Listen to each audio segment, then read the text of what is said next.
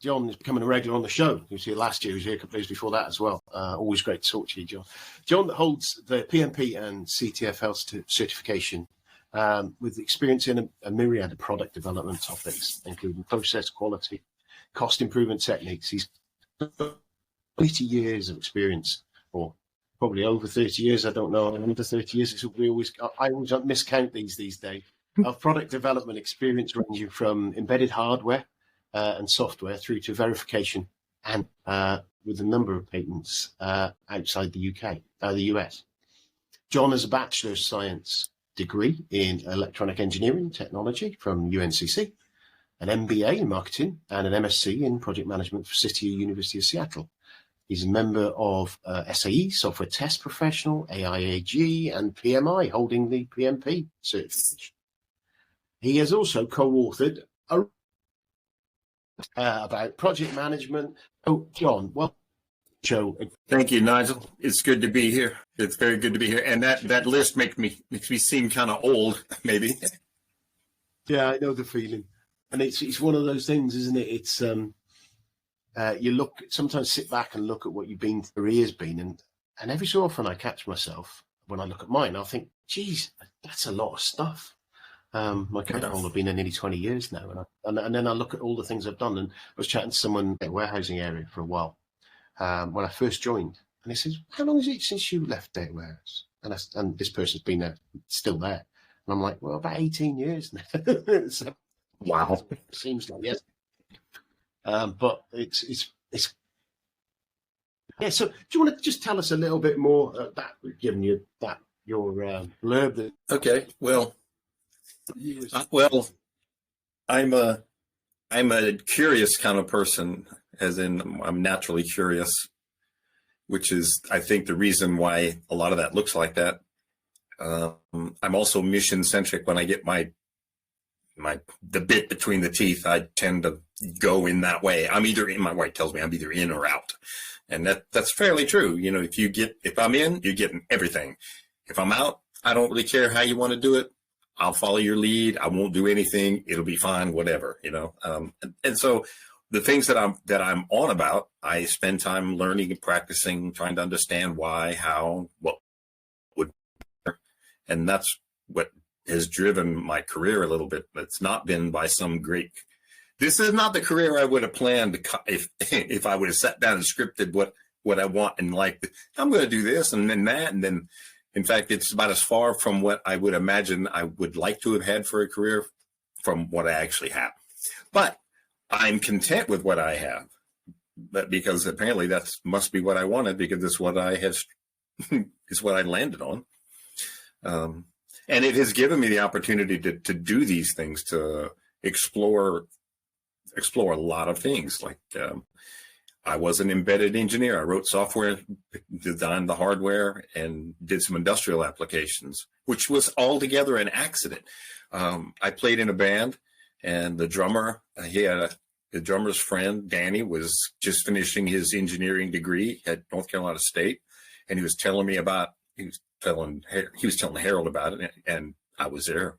And I'm like, well, that sounds kind of cool. I'm probably never going to make it as a heavy metal bass player. I try to emulate Steve Harris, but I'm not going to be that guy, you know? So I thought I could be an engineer and I could design effects pedals.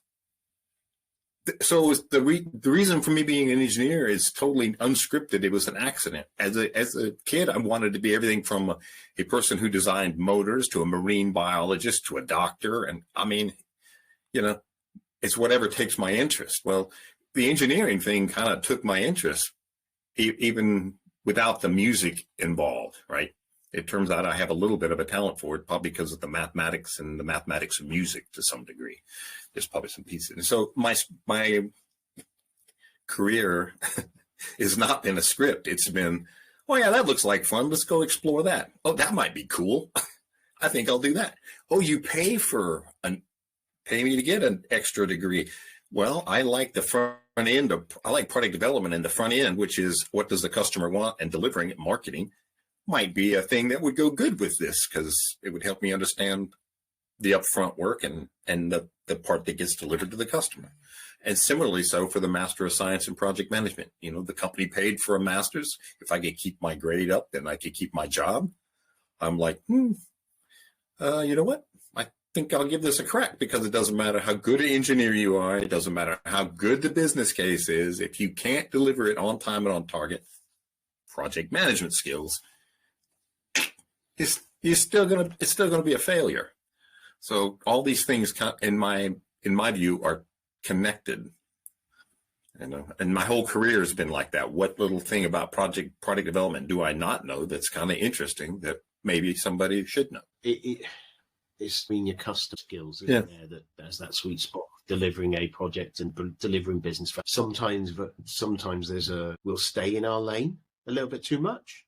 Yeah. And kind of go, well, I'm doing that, and not step back or step across and get that bit of experience. I think my career has been one that I've quite often, I've been quite serious.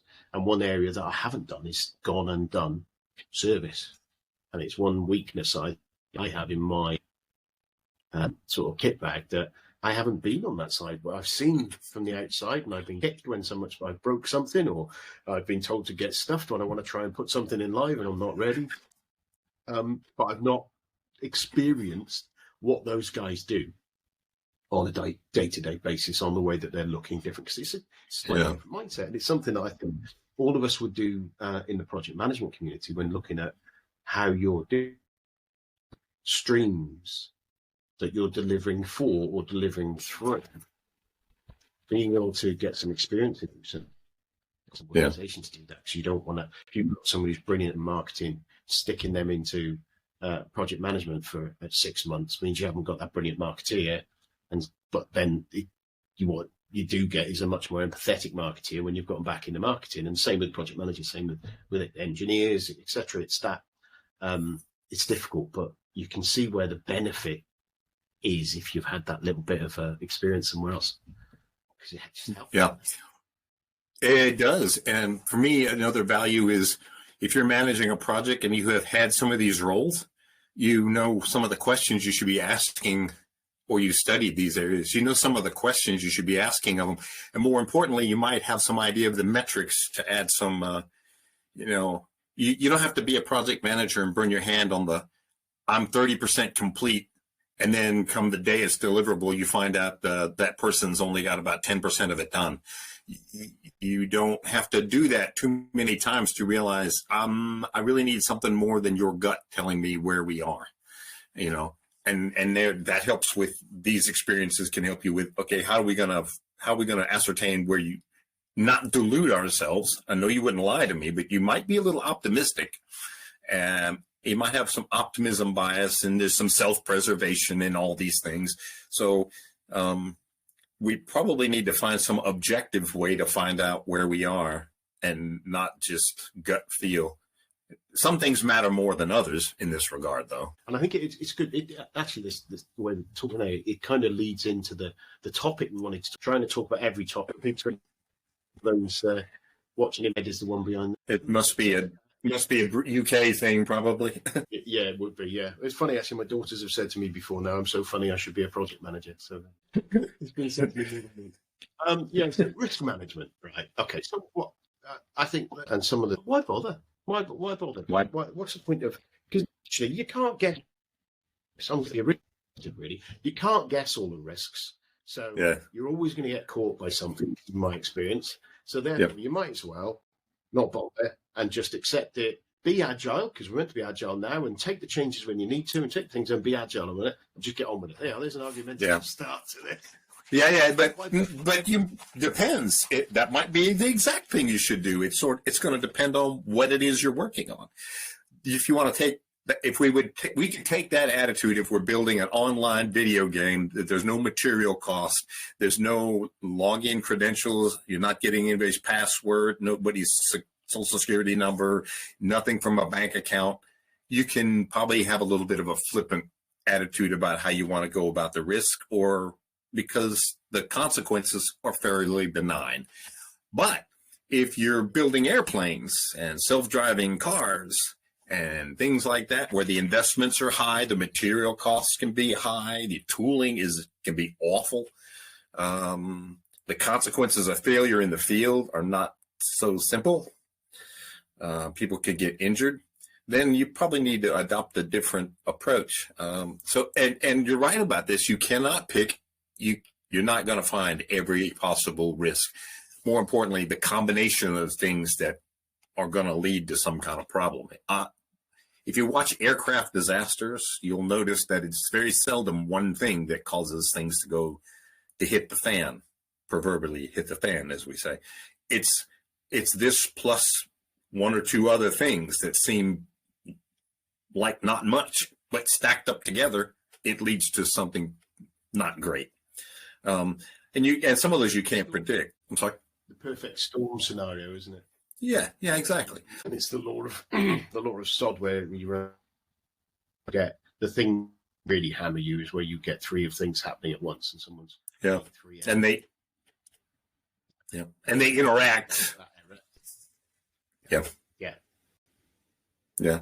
So I just had a poll on LinkedIn. I put a poll on LinkedIn asking people about the risk register. One of the answers was yes, we create a risk register. The second was we create a risk register and we track. And one of the other answers was we just adapt. And I was curious. I didn't get an answer to this yet. I need to set up a separate poll behind it. I was wondering if the just adapt are only agile practitioners. In regard to the attitude you were talking at the earlier for this, but for me, like you also said earlier, that it's actually you really need two approaches for the things that you can kind of predict or that you might have experienced before. Or you might just sit down and run some kind of scenario in your mind with the team. And you come away with, okay, this could happen. In fact, it's maybe probable, and this would be the outcome. And so how would I know it's coming? You could put this in your risk register, but there's going to be some that are going to be emergent, and you're not going to know until you start seeing the symptom, maybe. And you're just going to have a culture, I think, that's going to have people bring this to the fore immediately, rather than, I'm not sure it's a problem just yet. Waiting on a problem to become a problem, that's not a project management thing. That's I don't know what that is, but that's not a success thing either. Yeah, it's interesting in the middle of it. I'm busy. It might not. Right, I'll put that to next. Yeah. And then next week, it's on fire because of that thing. Yeah. It kind of sounds like a little there where we have, and the risk, I love risk registers. I think that risk logs and risk registers are brilliant. I love the way people fill them in and then think they're not in trouble if it goes wrong. Yeah. And I find somewhere where people say, and then you have a team chasing people up to say you haven't updated the risk register. And that, for me, it's the wrong question. The question is, what are you doing to mitigate the risk? Even if you haven't written the data to register, because updating the register doesn't mean that you've got a decent plan to mitigate that risk. Manage it, insure it, whatever whatever method you decide you're going to do to deal with it. Yeah. I think the problem with risk registers is people think that's the end of the risk reporting sometimes. Yeah, it's a book that goes in a desk drawer, and that's probably the end of it. Yeah. Yeah. Or the thing is people are managing it, and they are managing that risk. And they've on a day-to-day basis, they're dealing again that person to manage the risk. They're just so. In which case, change your tooling to help them manage the risk. Then, by default, gather the data that needed for reporting. So you end up doing and I see this a lot in the project management tooling arena. From my point of view, there's lots of focus on being able to report up. And report how the overall project's doing, how to get your team to report on how they're doing on the code. But it's not a lot of focus on actually making the thing that we are doing easier and gather the data as part of making it easier. I don't know whether AI is going to bring us some into that and start helping with that. I see. I think it's years I've seen it. I think if you're if your risk register has more than just the name of the thing and the symptom for the thing, but you've also managed to connect some metric associated with it where you could use that as a prediction, but then you have to, that provides a baseline for the person who's going to be monitoring this thing to compare it. Now, the next challenge, of course, is like you say, I need to find a measurement to compare that thing to. But if I specify the measurement, I should have a way of an idea of how to collect that. Where do I need to go to look for this? I'll give you an example. I outsourced some work to a supplier. Now, you could argue that I have just done something with my risk. I transferred it to the supplier. But the reality is, if the supplier fails, my project still fails. So I kind of transferred it to it, but I'm still going to eat it if something goes wrong. So maybe I think lateness is a problem. So I would ask them to, I would want to see a tracking Gantt chart, and I wanted to see their schedule performance index. And I would have an idea of what the variation I can live with is based on my overall project schedule and how much slack and whatever is supposed in there. So I would say, you who's tracking the project schedule, which is probably the supplier interface, which would probably be the project manager, I expect to see from my supplier a schedule performance update once every N amount of time. And as long as it's within the variance, say it's 1.05 to 0.95 or 1.1 to 0.9, as long as I'm operating in that zone, I'm confident that the outcomes are going to be okay. Now, it's all predicated on the belief that the supplier has the stuff to support these sorts of things in the background. So you'd have to check that out. But that's just an example of, I transferred it, but I have a metric now, which is the schedule performance, to see if they're actually going to hit my target. And if they're not, I can use those numbers to predict what actually might happen. Yeah, that makes sense. That makes sense. It's again, Yeah. in a sort of summary, what is a risk?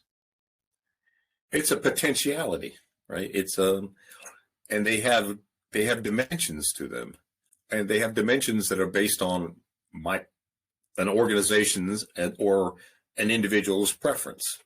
An individual can be risk tolerant, and they'll go to bet up, put all their money in the stock market, and wipe their hands together and say, "I'm good." And if they lose it, meh. Other people are not going to do that. It's got the dimension of the probability of an event happening. It's got the dimension of what is the consequence of if should that come to pass. Am I losing money? Am I outside? Is my reputation of my company destroyed? You know, those sorts of things. Have I done harm in the real world with my plane that just fell out of the sky, or a door that landed on somebody's head somewhere because the door didn't stay affixed to the plane? Those are sort of the dimensions. We talked a little bit about that earlier. The level of risk tolerance is going to be one of those factors. If I'm building a video game that is asking for nothing personal, and the server doesn't work, okay, well, you're not playing PlanetSide today. Go out there and do something else, you know. But if you're building ABS systems or self-driving vehicle parts systems, subsystems, that's going to be a different attitude.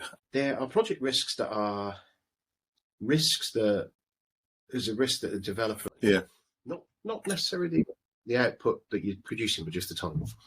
And it's always, that's a timeline one. But where do you, and I think there's a hard answer for this, but well, that's a problem. That's part of project management scheduling. It's part of resourcing. It's part of something that happens as normal within a project. And you wouldn't log that in that minutiae and lead you down at that risk level. So where do you draw that level on that risk management, kind of where you go from it's day-to-day dealing with stuff, and it's issue management with a little I rather than issue with a big I, which I see as kind of risks that have turned into issues that now you've got to solve. It's kind of these ones that down here, they're just the minutiae, they're doing stuff, they're getting shit done on a project is how I kind of see it. Yeah. How do you see that as leveling that in that sort of, and I'm guessing it's a continuum of some sort, really, isn't it? Yeah. Problem. it's like you said, three things. You could have one problem with a developer being there or an engineer, but actually there's a risk of another one. And if you have five of them that are off, that means the whole project's 6 months down because you've got to hit certain dates for facing with something else, and that's not. But where does that aggregation come up? How do you see that? Yeah, that's part of that whole prioritization thing. But let's talk a little bit about schedule, because in the schedule thing you just outlined there's no risk there. You're going to be late. If you have no slack in your schedule and a developer can't be out for a day or two because he's sick, and you're going to miss your schedule, if you're a project manager, you should just come to grips with the fact that this thing ain't going to, the probability of this hitting a schedule is going to be pretty small. And I would articulate that to everybody above me, and that's expecting this thing to come out. And I have in the past, as a testing manager, a testing group manager, I had a project manager come to me and say, this is what's going to happen. You're going to get the vehicle and you're going to start your integration test. It's going to come here on whatever day, and you're going to start the integration work on the very next day. But I had been keeping track of when we get a vehicle from this part of the company, you can't just start testing it, because let's say it's supposed to be a 2013 model. Well, when we get a vehicle from that part of the company, what you have is the driveline is a 2013. The brakes are from 2007. All the interior parts, all the other components, the instrument cluster might be at who knows what year. So you can't start testing it. So I showed him this little curve. I said, it will either be 2 days or it'll be 16 days, but it's not going to be the next day. I mean, if you wanted to pick 8, showing him the curve, I said, if you pick a week, you have a 50-50 chance of getting that right. The real point is, if you don't have slack, and that's the schedule that I was just talking about, there was no slack. If you don't have slack, you should just plan on being late, and you should tell everybody that's listening, okay, this is what we're trying to do. Know that the probability of making this happen is going to be pretty small. And if that's a problem, then you probably need to start figuring a solution even before you even put the schedule together. As you're putting the schedule together, you need to be thinking alternative plans to try and figure a way to compress it or push it out the other way. But at a large scale, what matters is going to depend on what you're working on and what the priorities are. Which ones of these are the most damning? You just got to kind of work through your team and figure that out. Sometimes historical record helps. You can look at the variation of what's happened in the past. You can look at how you've done things in the past and what you saw as a failure or a success, and maybe model some of those if applicable. You really have to kind of get the diversity of perspectives in looking at these. If it's relegated to the PM alone, it's going to be rough. Yeah, and I think that whole thing about it was kind of a bit of a facetious. It doesn't matter what you do, you risk register to escalate up because they're being dealt with. But then when it goes, why didn't you have that on the risk? And it's kind of, well, it wasn't. I didn't see it as being a risk. I saw it as being a problem. I just needed to deal with. Look, I would. I'm doing it. So, and you get it wrong sometimes, don't you? Yeah, I like using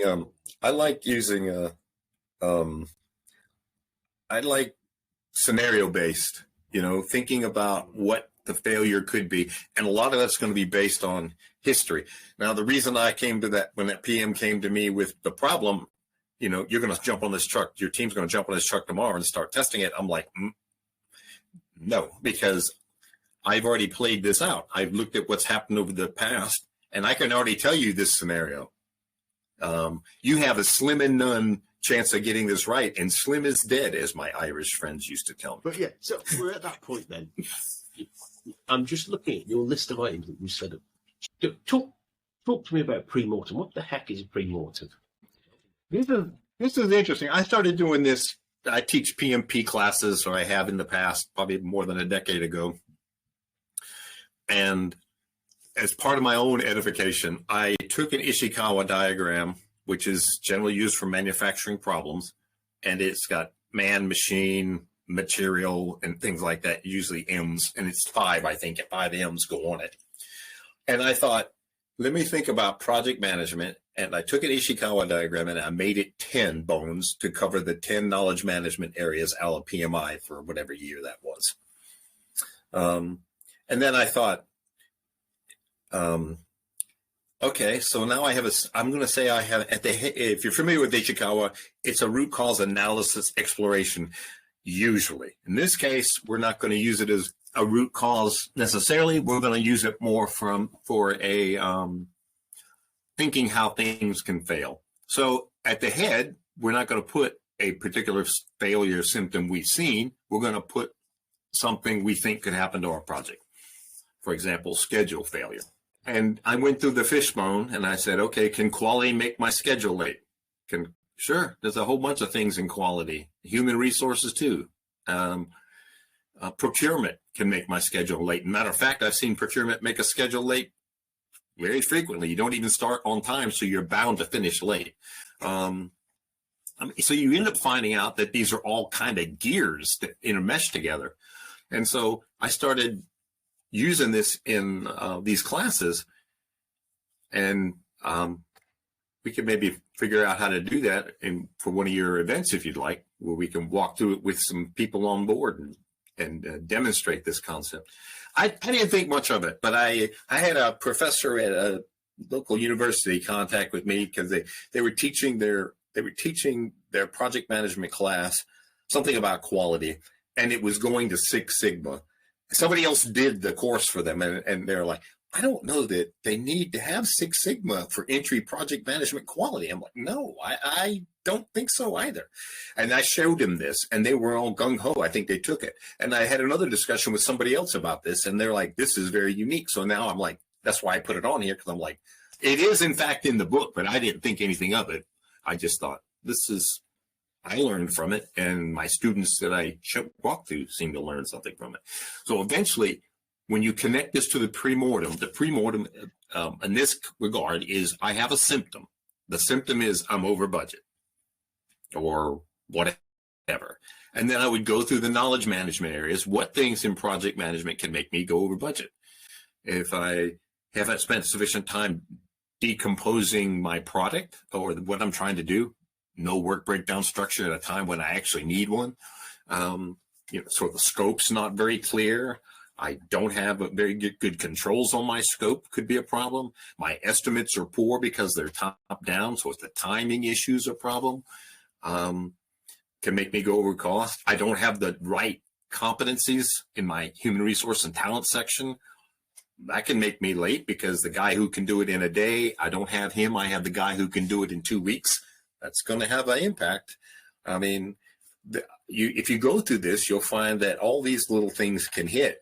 Some are more likely than others, and those might be the places where you need to pay attention to. In the case of the scope, you want to make sure that you have good controls over, you make sure you have it elicited as clearly as you can at the very beginning, recognizing that things are going to change, and that everybody is aware of a change management process for the scope, including the customer and your development team. So you can kind of make sure, create a checklist against these things to kind of answer this eventuality or this possibility. Looking to the end of your project and going, it's broke. Why is it broke? Yeah. This is broke. This is broken on it. Yeah. It's like a scenario based. I've seen instances I've had where people talk about doing it kind of in a positive, successfully delivered the project. It's there. It's in there. Everyone, we're on budget. We're on time. Everyone's absolutely. Yeah. What stopped us doing that? And it's if we were someone who wanted to stop that, we stop it. Yeah. Let's put on our nefarious Machiavelli hat and go, right, you don't want to see that. You don't want to see that other version of yourself succeed in that project. So how can you do it? You're the stakeholder who don't want to. How can we do it? And that's another way you can kind of find those risks, can't you? Yeah. That leads us to that's a pretty good segue to the other thing. For me, okay, PMI, I'm about to speak some heresy or some blasphemy here, but it is what it is. PMI suggests that there are two dimensions to risks There's the negative parts, and there's they call it opportunities. And you'll notice in that brief little list I sent you, am I at risk of winning the lottery? I don't really call that a risk. No, and for me, that takes a whole different mindset. I think the risk of winning, I try to make sure people have got something. And I say, right, just in case there's a random bus tonight, and I changed it because I didn't want to tempt fans. So just in case we all win the lottery tonight, yeah, if I win the lottery, I'm not coming back. So just in case that happens, let's make sure we've got cover. Let's make sure. Okay. Now that it can be a risk, but it's that's the risk. Yeah, that's the approach I can get behind. What you just said, I'm with you, because that is in fact a risk. But when you're talking about capitalizing on opportunities, that's not the mindset you want for your risk. You want a naysayer in there. You need to have a little bit of doom and gloom, and then you can sort out what is true and valid or real out of this accordingly. But you want to get as many of the things that somebody in your team can see go wrong, and more importantly, you want to set an atmosphere where they feel like it's okay to do that, not one where I see something bad can happen, but I don't want to get branded a naysayer or a obstructionist or an Eeyore or whatever. So I'm going to keep my mouth closed. And then the crap hits the fan, and that person's just sitting there going, I knew it. And that's not helpful for anybody. In the danger of how do we kill this? Yeah. What you and you can say silly ideas. Yeah. Yeah. At the end of the day, meteor strike is going to kill the project. Yeah, that's how we could kill this project. Okay. Yeah. Yeah, that'd solve them.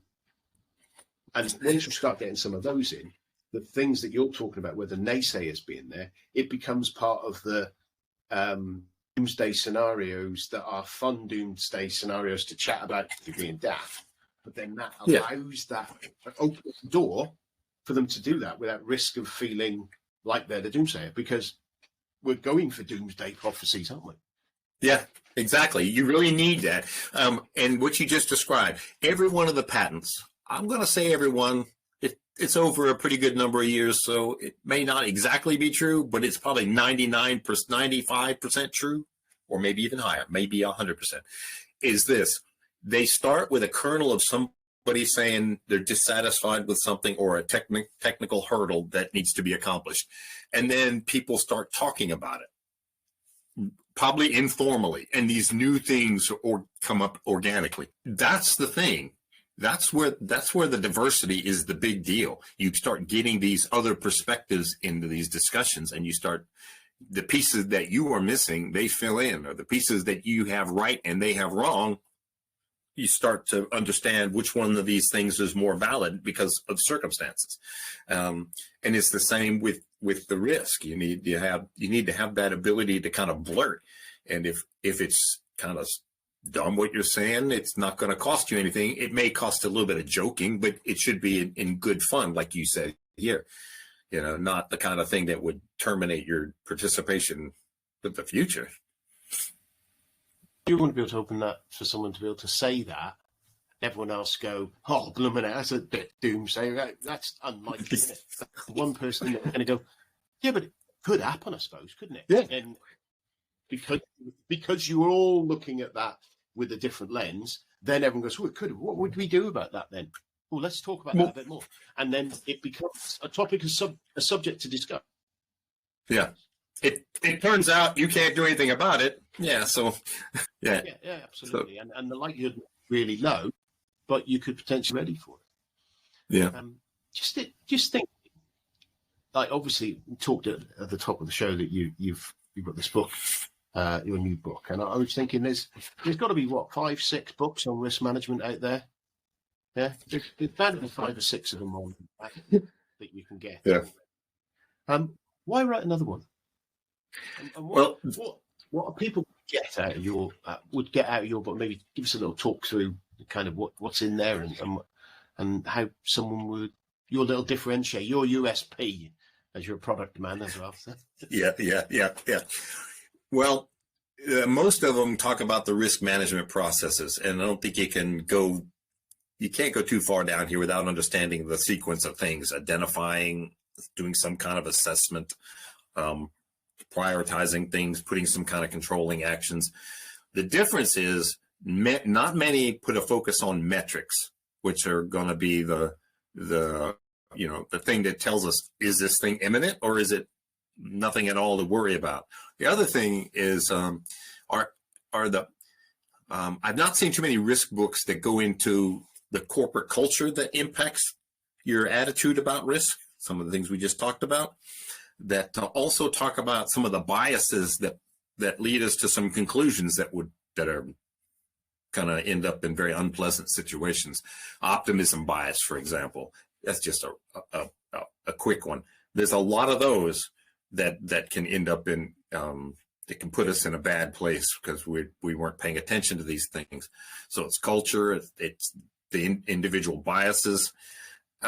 This book also goes into, besides the risk management processes, it goes into practices, Department of Energy practices, automotive practices to reduce risk or to address these risky things, and OSHA kind of actions and security things from IT. It has here's practices in these industries. And so if you find yourself like in your automotive industry and you're now messing with vehicles that are connected to telemetry systems that are connected to the world, and cybersecurity is a thing in vehicles, so you can go over there and take a look at, okay, so how does cybersecurity handled for my automotive? If you're in aerospace and you want to adopt some some automotive practices, which might be prudent, I don't know, somebody else would have to make that, then you would learn some things from those as well. So it's not just the processes we go through here, it's all the underlying things, a good number of the underlying things you're going to need in place to be to have effective risk management. Everything from the metrics and historical record, how to set up so you have a historical record, the problems with measuring things from the individual and from the tools that you use to measure, biases, all these things are going to have an impact on how competent our risk management is. Industries. And I don't think I've ever sat there consciously. What is the organizational? I have done is when I've been in some organizations, they are more risk averse than maybe one of my other projects. And I've been cognizant that some projects I've run been a lot more risk averse. Been less risk averse than other projects I've run. But I may be doing this. And maybe everyone else is, and I mean, well, not. But it struck me there as kind of at the beginning of your project, whilst doing that risk management, having a conversation about what is our risk appetite on this product, this system that we're on, or on this end customer experience we might be delivering. The gaming thing you were talking about before. How and I don't know whether you cover that in it, but how do you think about that sort of thing when you're in this situation where you're studying these projects? And say to someone like, right, okay, the risk management tools, you know how to do that. It's quite hard, but actually, how do you? Before that, you need to understand where your boundaries are on your risk appetite. How do you do it? Yeah, what do you do? There's a couple of things. The first thing is your strategy selection. Okay, wait a minute. Let's start with the boundaries, because that probably matters first. You sort of have to know the I call it boundary spanning. You sort of have to know the areas internal and external that could probably go wrong or have a chance of going wrong that would produce an outcome you don't like. And for internal, this may be not so difficult if you have some historical record, or what do they call it? Institutional knowledge of the company. For example, I know for a fact where this happens, and then that always, I'm never able to test the truck the next day. It's going to have to be N number of days, up to 16 days, before it's suitable to be a device to put under test, for example. So some of those things, those scenarios that we've already experienced, are going to help us figure out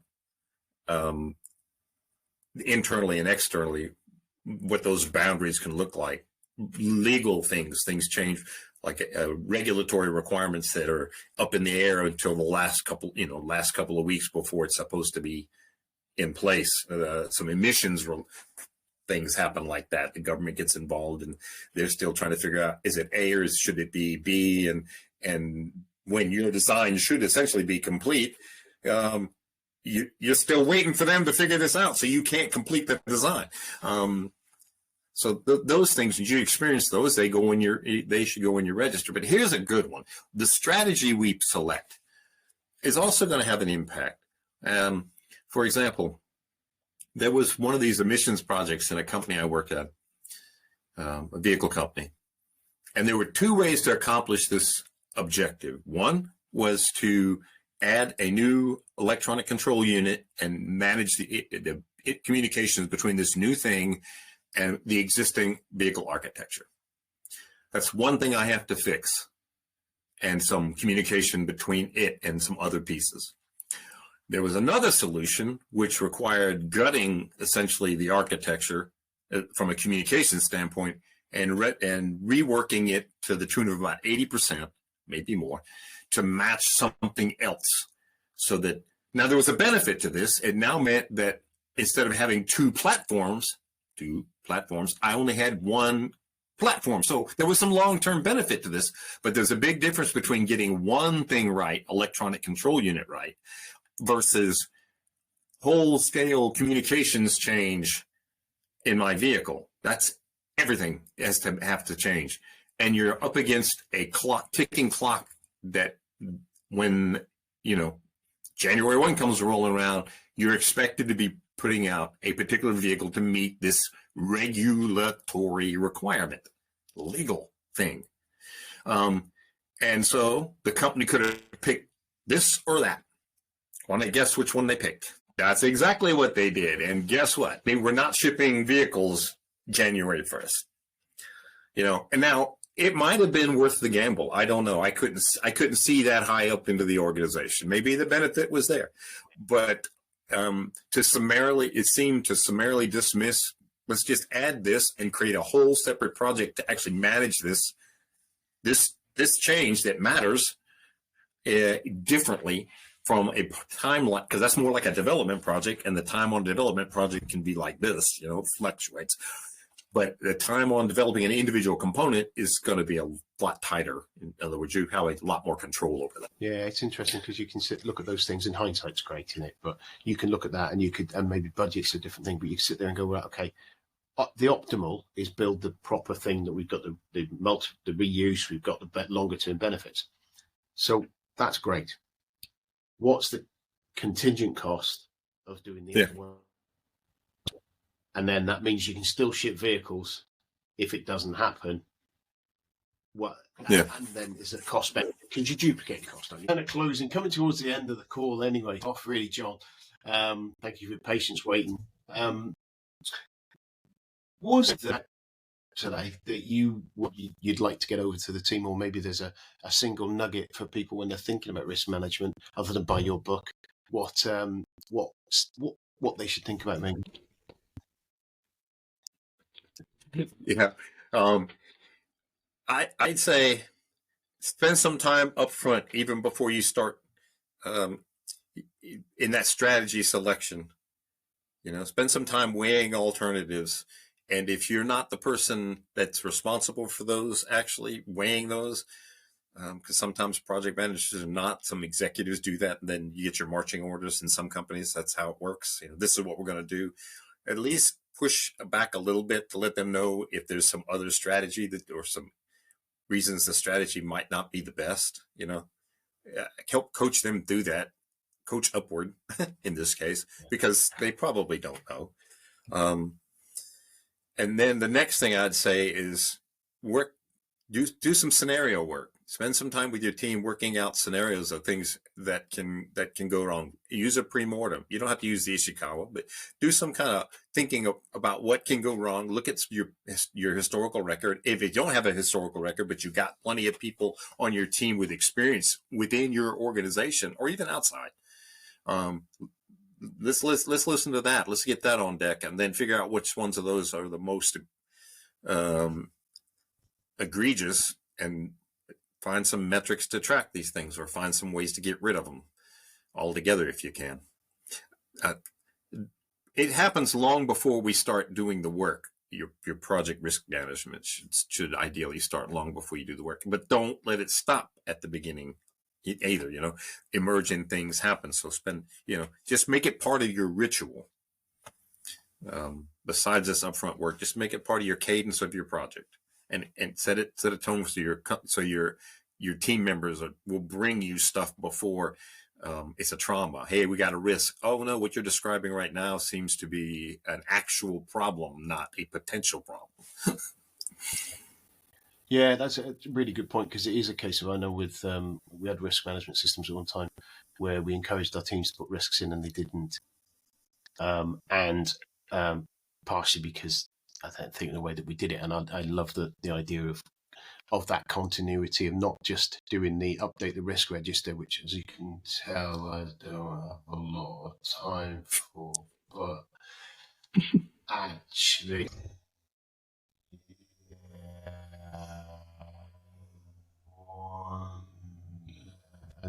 you've got little things firing out of my head on there, and the idea of doing that pre-mortem and doing that pre-mortem activity when you've got a long running piece of work to do it regular, but also have that as part of your, if you're doing daily stand-ups, if you're doing weekly calls or whatever, as part of that, not go through, right, let's review our risks, let's have a look what we've written in it.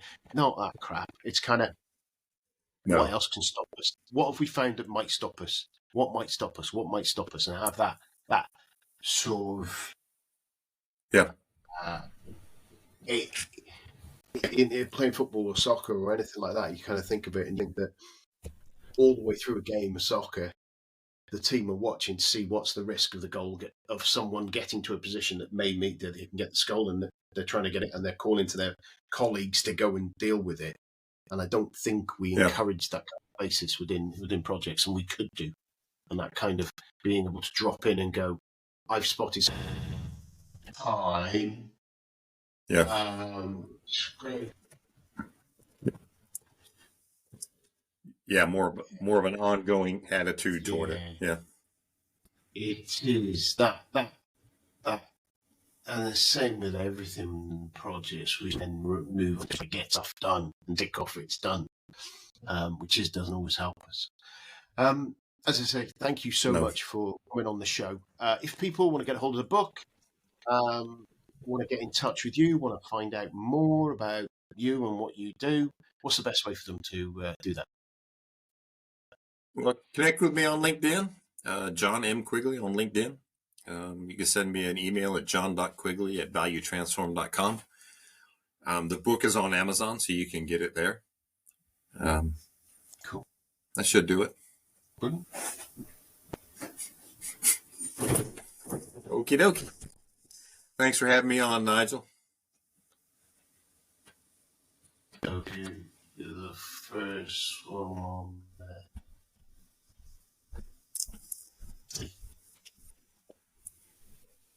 Thanks, my friend. Thank you. Bye. Yeah, thank you. Later, brother.